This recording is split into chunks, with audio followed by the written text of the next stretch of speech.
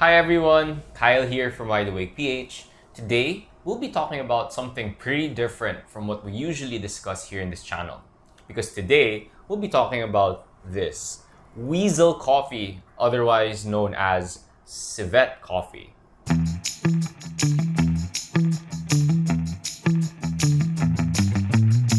Before we begin this episode, it's important to note that we here at Wide Awake do not recommend you to purchase this kind of coffee or most variants of this kind of coffee, because for the most part, this coffee is pretty sketchy. There are lots of claims of unscrupulous sellers peddling sub-quality coffee and labeling it as civet coffee so that they can do a pretty high upcharge on the coffees that they are selling, to sellers selling legit civet coffee, but the supply chain is terrible. So what these sellers do is they imprison civet cats and they force feed them coffee cherries and harvest their coffee poop and turn them into civet coffee. So with that out of the way, let's get going. So, a bit of background on this particular civet coffee on this table. So, as you all know, if you're regular watchers of our YouTube channel, this is not the kind of coffee we usually purchase. So actually, this is a gift from my aunt who lives and works in Vietnam. And from what I can tell, she sought out the most expensive and the most special, the most rare coffee that she could get for her nephew, who she knows to be a coffee roaster. So this is what she got. And I found that the price of this coffee is $75 US. And it's only, I think, 200 grams. So that's pretty expensive. That's geisha level, high-end geisha level expensive for this coffee. So in today's video, we'll find out, is this thing worth the price tag? And what is civet coffee anyway? For those who don't know, civet coffee is basically partially digested coffee cherries that were eaten by the Asian civet cat. This kind of coffee is primarily produced around Southeast Asia. That means they're also available here in our market, in the Philippine market to be specific. Here in the Philippines, civet coffee has many names. And pardon me, I can't memorize them all. So here, it has many names in different regions. It goes by Kape Motit in the Cordillera region, Kape Alamid in the Tagalog areas, Kape Melo or Kape Musang in Mindanao, and Kahawa Kubing in the Sulu archipelago. So basically, the coffee cherries that are eaten by the civet cats are fermented in their intestines. And then right after, of course, the civet cats will poop it out or defecate it. And these cherries are now picked by the farmers and then processed to turn into coffee.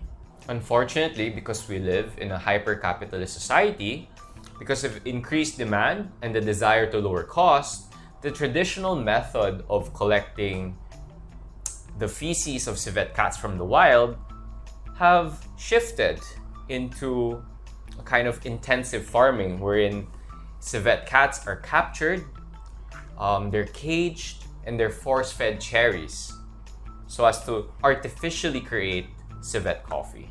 This method of production has raised ethical concerns about the treatment of civets and the conditions that they are made to live in, which include isolation, poor diet, small cages, and a high mortality rate.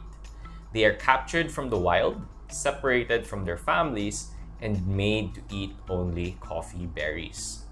And unfortunately, due to the lack of regulation, it's very easy for civet coffee producers to claim their brand is sourcing civet coffee from the wild in a traditional and ethical way.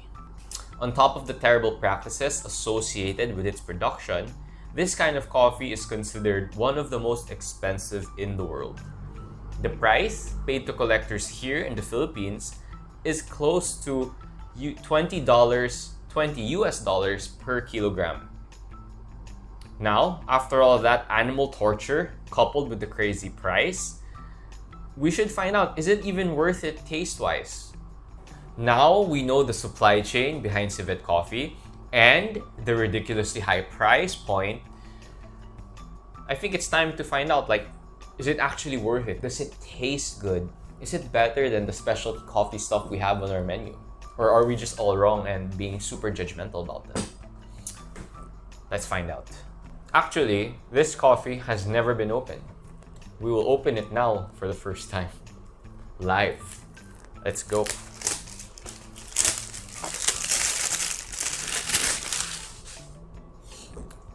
Man, that's a very fancy box. What's inside the box? Oh, it's not whole beans. It's really beautiful ground coffee. Weasel coffee is the ultimate connoisseur coffee, available in very limited amounts. They are freshly roasted every order with selected finest coffee beans. How is this freshly roasted, by the way? It's pre-packed. There's no roast date. They have been organically, naturally processed. Organic na natural by the digestive enzyme of the Vietnamese civet cats, also known as ton chon or weasels.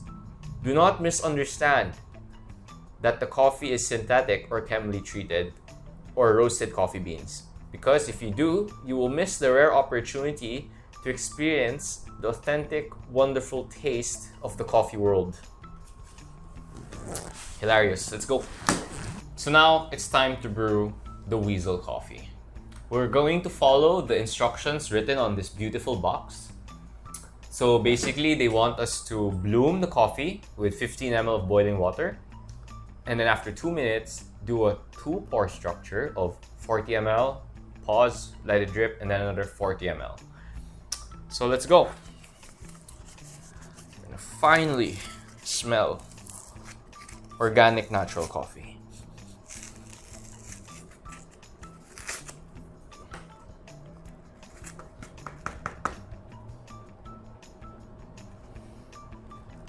Okay, sure. Pouring it into the fin.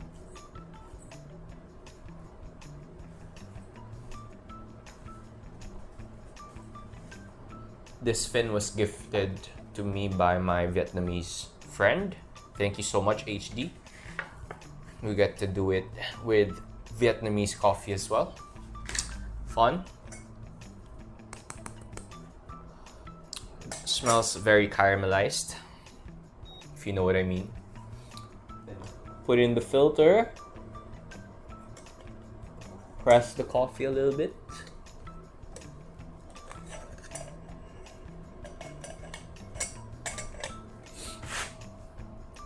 And then, time for the bloom.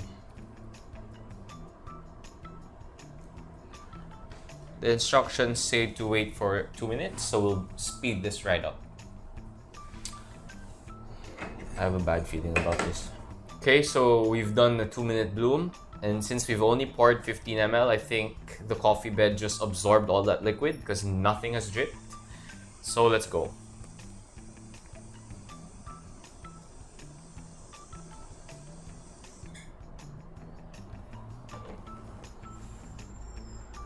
This will take a while. So now we're ready for our final 40 ml pour, and you can see that some of the liquid has already drawn down. So let's go.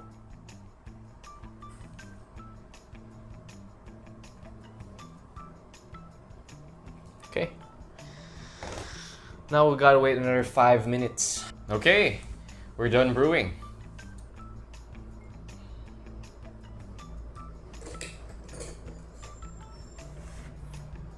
Let's give this a whiff.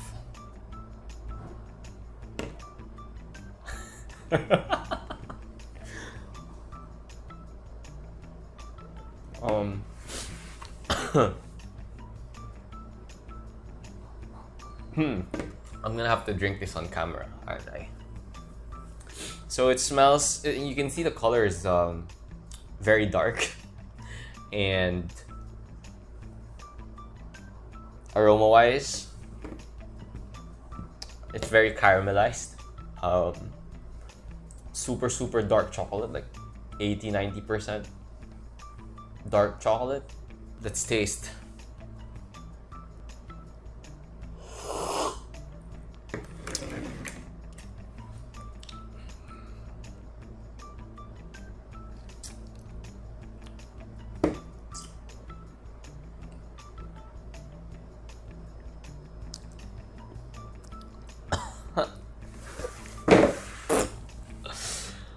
Ang sama! I can't speak right now. It's like, it's all sensation in my tongue. Man, we gotta cut. Whew. Okay, now we'll take this again. Now that I've tried it once, I will mentally prepare myself for the onslaught of flavors that this coffee has to offer.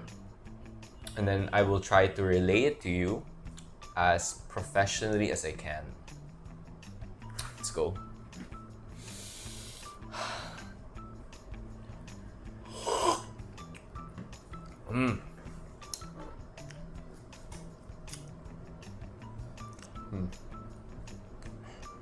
Yeah.